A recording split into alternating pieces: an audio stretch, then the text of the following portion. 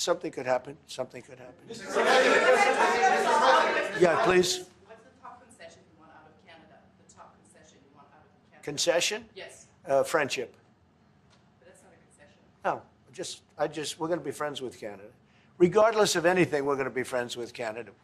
Canada is a very special place to me. I know so many people that live in Canada. My parents had relatives that lived in Canada, my mother in particular. And no, I love Canada. I have a lot of respect for the Canadians. Wayne Gretzky, I mean, how good, the great one.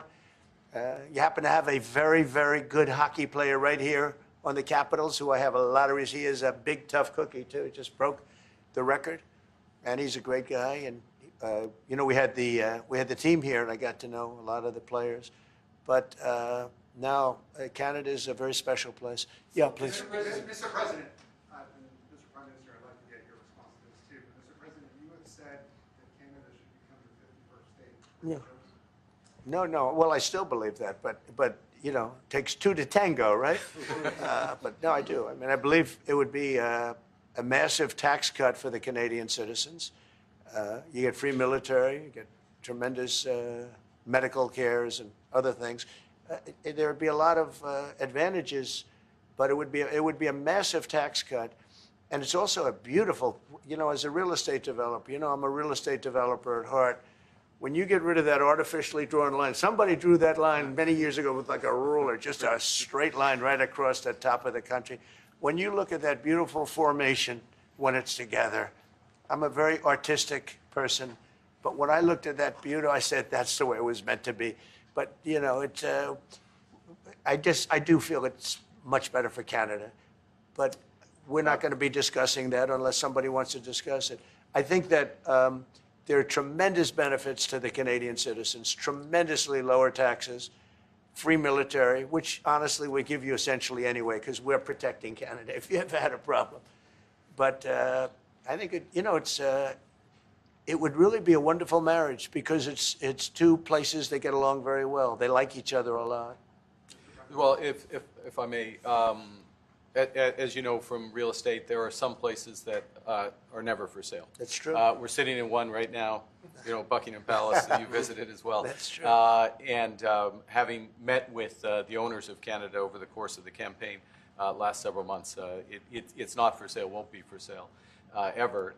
But the opportunity is in the partnership and what we can build together. And we have done that in the past. And part of that, as the President just said, is with respect to our own security. And my government is committed for a step change in our investment in Canadian security and our partnership. And I'll say this as well, that the President has revitalized international security, revitalized NATO, and us playing our full weight in NATO, and that will be part of it. That's true. And they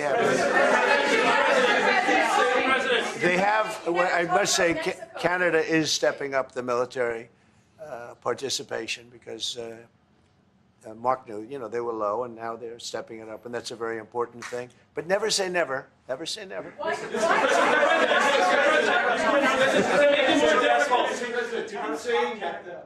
would it take to get the tariffs off of Canada? Well, we'll be talking about different things. Like, you know, we want to protect our automobile business, and so does Mark. But we want to make the automobiles, and we want to, you know, we have a tremendous abundance of energy, more than any country. We have, just in Alaska alone, Anwar has been reopened now. Anwar is probably the largest find anywhere in the world. They say it's larger than Saudi Arabia. I don't know, but it's a lot. But we have tremendous amounts of energy. Other countries don't. We're both lucky in that way. They have energy. We have energy. We have more than we can ever use, and more than we could ever sell, actually. And you have the same thing. So we're two countries that are very lucky. If you look at China, they don't have that. You know, it's a big disadvantage.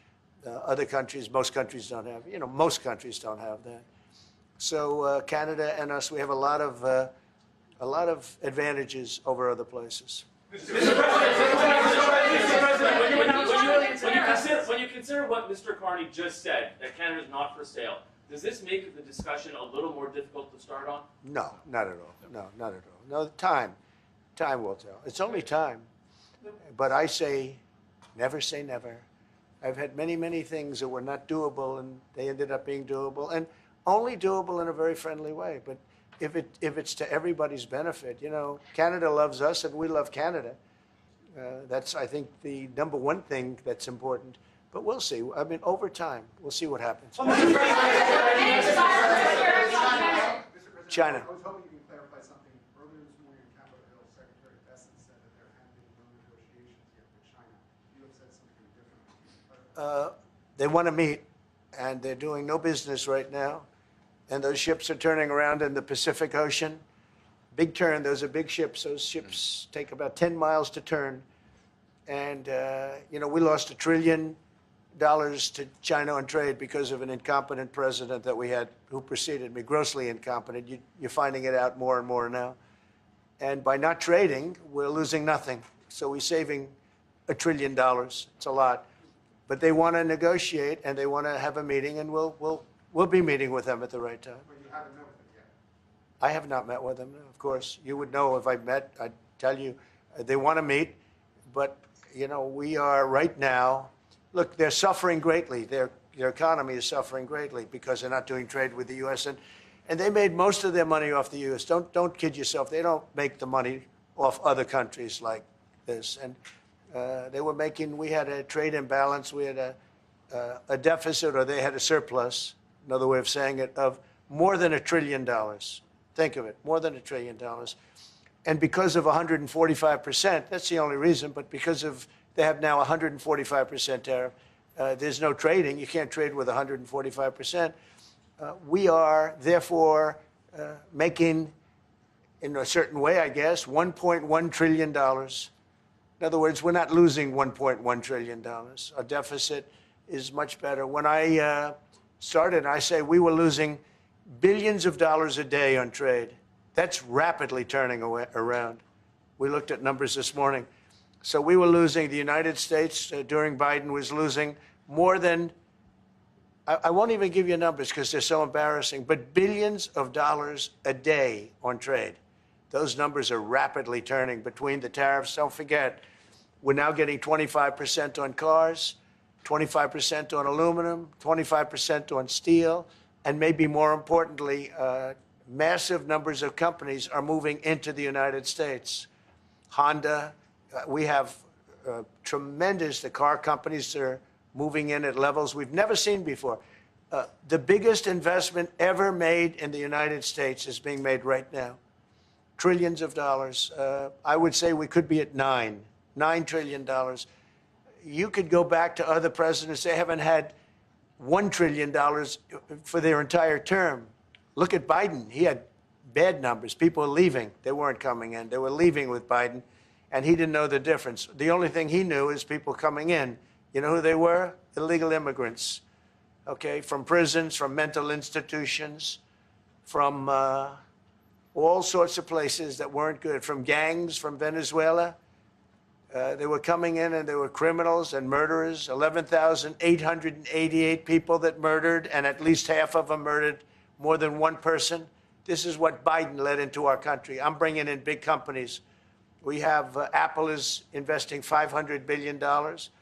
We have Jensen, as you know, is going to be 500 biggest chip maker, or chip thinker, I call him.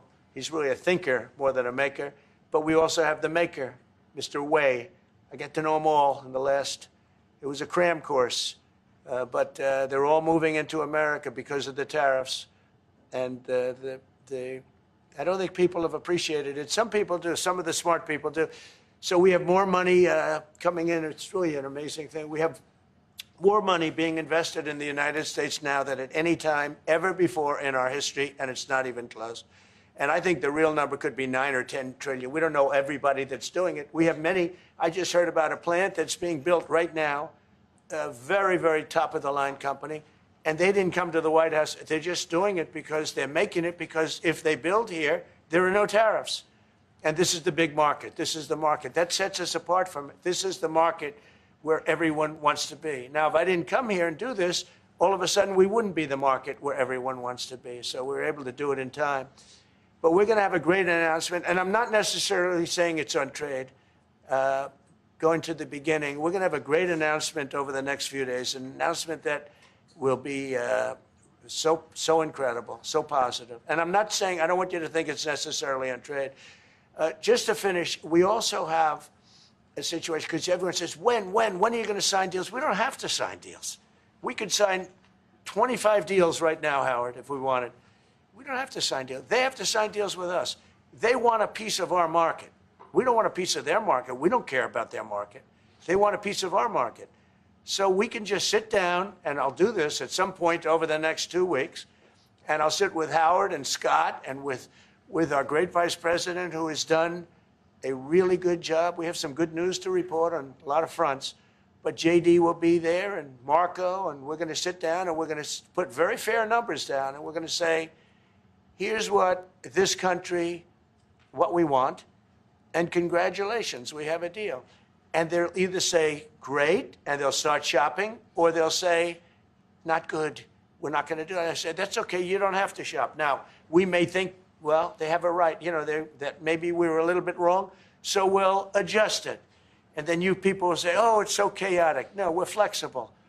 But we'll sit down, and we'll, at some point, in some cases, we'll sign some deals. It's much less important than what I'm talking about.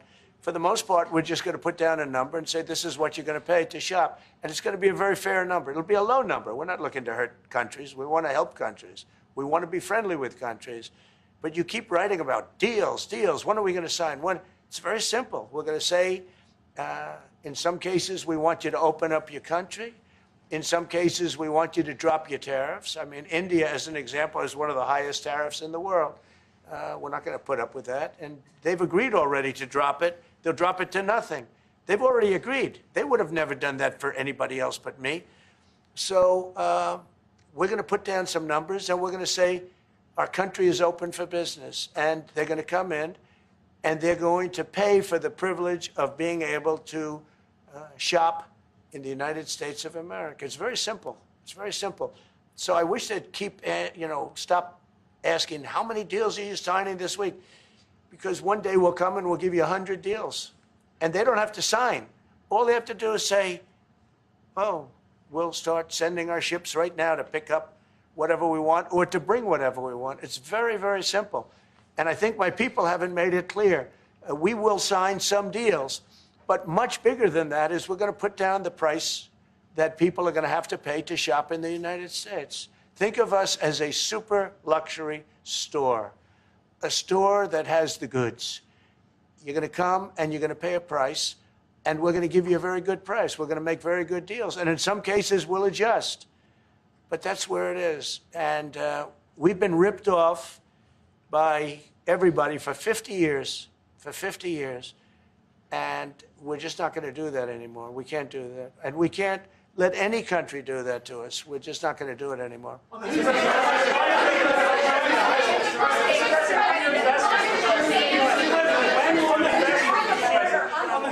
you tell us a bit more about the deal that you've reached with the Houthis? No, it's not a deal. They've said, please don't bomb us anymore, and we're not going to attack your ships. And where did you hear about that? It doesn't matter where I hear it. The very good source, I could tell you. Very, very good source. Would you say, Marco? I would say pretty good, right, JD? A very good source. No, they don't want to be. They don't want to be. They don't want to be bombed anymore. I sort of thought that would happen. No, behind you, please. Clarifying something you said on USMCA, is the U.S. prepared to walk away from that pact? From what pact? USMCA. No, it's fine. It's there. It's good. We use it for certain things. It's there. We have the USMCA is a good deal for everybody. I won't say this about Mark, but I didn't like his predecessor. I didn't like a person that worked for. She was terrible, actually. She was a terrible person. And she really hurt that deal very badly because she tried to take advantage of the deal and she didn't get away with it. You know who I'm talking about. But we had a bad relationship having to do with the fact that we disagreed with the way they viewed the deal, and we ended it. We ended that relationship pretty much. The USMCA is great for all countries. It's good for all countries. We do have a negotiation coming up over the next year or so to adjust it or terminate it. Mr. President. I'll say a word on USMT if I may, Mr. President. It is a basis for a broader negotiation. Some things about it are going to have to change. And part of the way you've conducted these tariffs has taken advantage of existing aspects of USMCA. So it's going to have to change. There's other elements that have come, and that's part of what we're going to discuss. Right. During the campaign, Prime Minister Carney talked about the American betrayal. How do you react if Canada decided not to shop in the American store as much as before and decided to partner with other countries? Well, we don't do much business with Canada from our standpoint. They do a lot of business with us. We're at like 4%.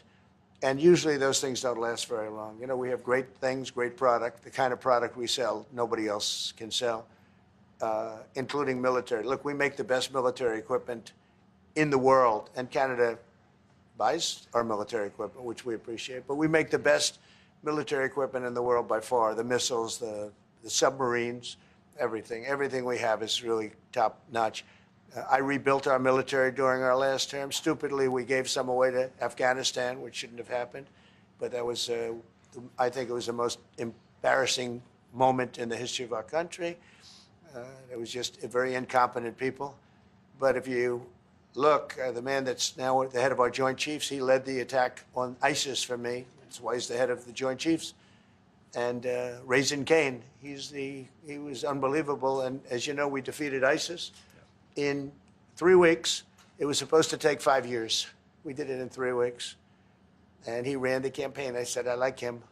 But I knew him before. I went to Iraq, and we agreed to a plan, and that was the plan. And as you know, we did it in record time.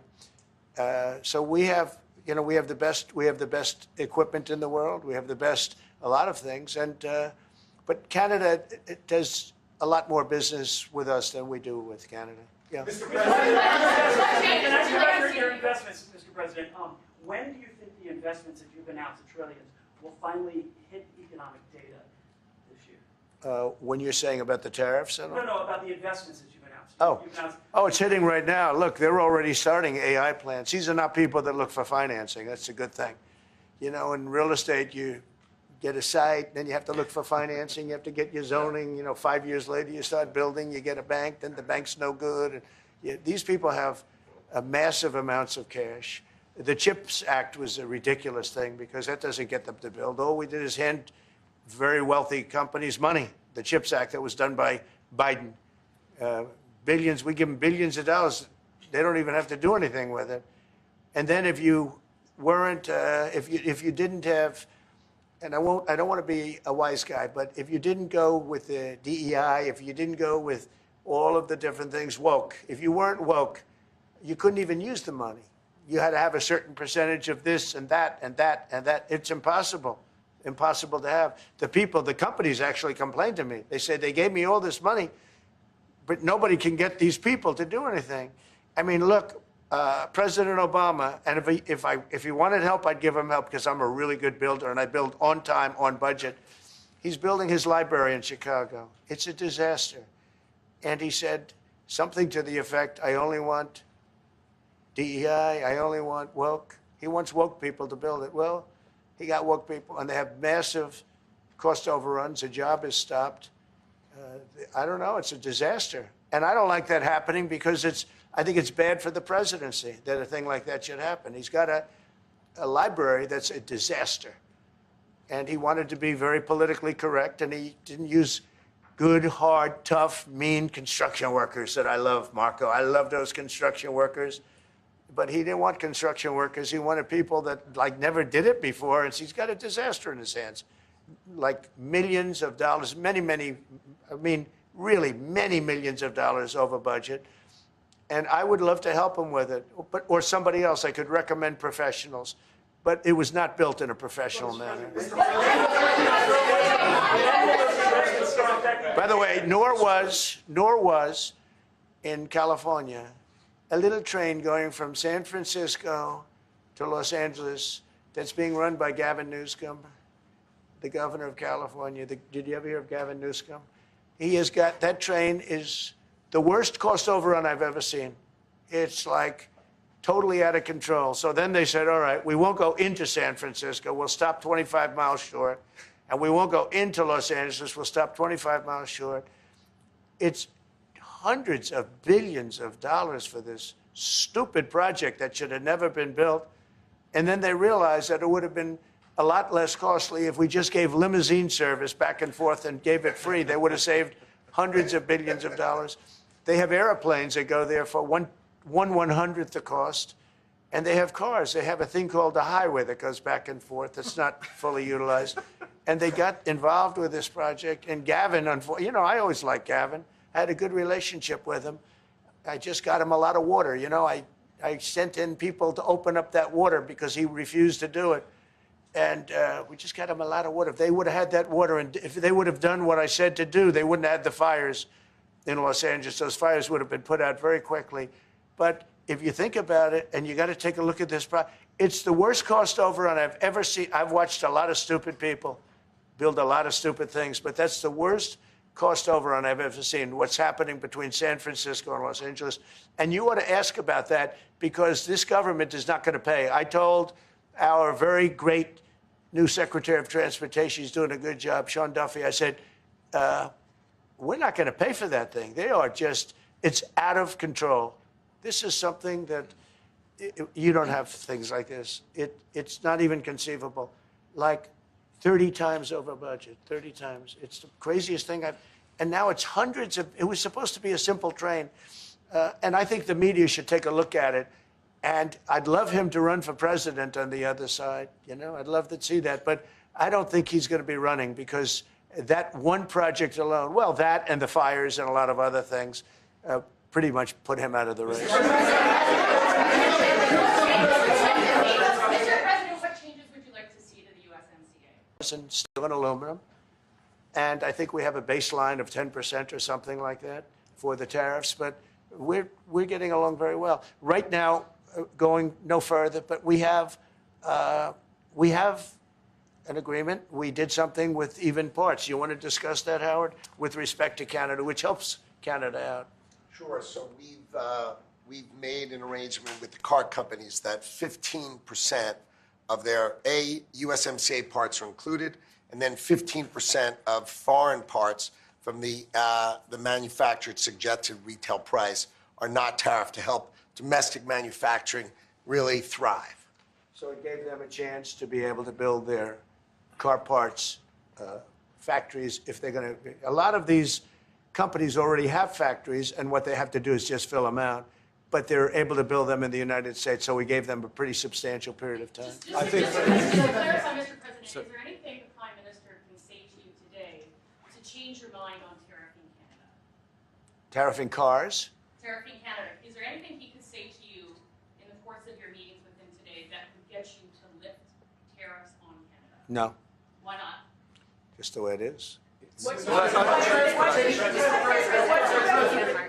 first state? Yeah. If Canadians don't want it, would you respect that? Sure, I would. But this is not necessarily a one-day deal. This is over a period of time they have to make that decision. Yes, go ahead. Yeah, if I may. Well, respectfully, Canadians' view on this is not going to change on the 51st state.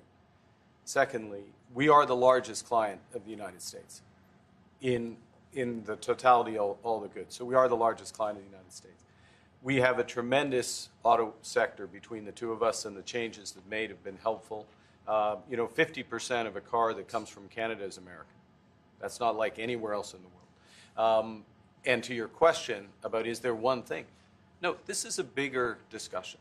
There are much bigger forces involved, and this will take some time and some discussions, and that's why we're here, to have those discussions, and that is represented by who's sitting around the table. See, the conflict is, and this is very friendly. We're not. This is not going to be like we had another little blow up with somebody else. That was a much different.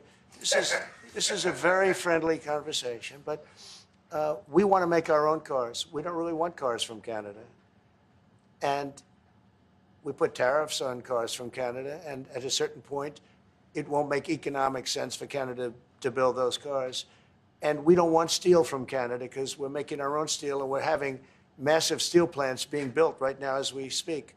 We really don't want Canadian steel, and we don't want Canadian aluminum and various other things, because we want to be able to do it ourselves. And we, because of past thinking of people, we have a tremendous deficit with Canada. In other words, they have a surplus with us. And there's no reason for us to be subsidizing Canada. Canada's a place that will have to be able to take care of itself economically. I assume they can. I will tell you that Trudeau, when I spoke to him, I used to call him Governor Trudeau. I think that probably didn't help his election. But when I spoke to him, I said, so why are we taking your cars? Why are we taking we want to make them ourselves. I mean, I said, and if the price of your cars went up, or if we put a tariff on your cars of 25%, what would that mean to you? He said, that would mean the end of Canada. He actually said that to me. And I said, that's a strange answer, but I understand his answer. But no, I mean, it's hard to justify subsidizing Canada to the tune of maybe $200 billion a year. We protect Canada militarily, and we always will. We're going to, that's not a money thing. But we always will. But, it's not fair. But why are we subsidizing Canada $200 billion a year, or whatever the number might be? It's a very substantial number. And it's hard for the American taxpayer to say, gee whiz, we love doing that. Thank you very much. We're going to have a very substantial. Thank you. Thank you very much.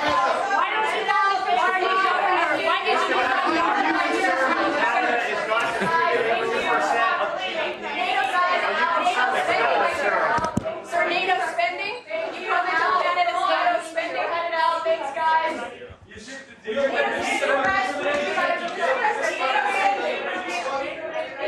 Why don't you call him the governor? Why do you call him prime minister? Thanks, guys. We're out. Thank you. Are you going to go to the World Cup games?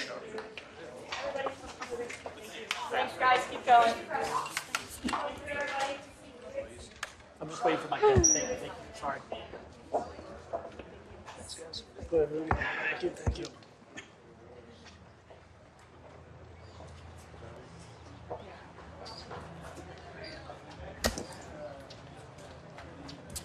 Sorry, you okay? Yeah, I'll get.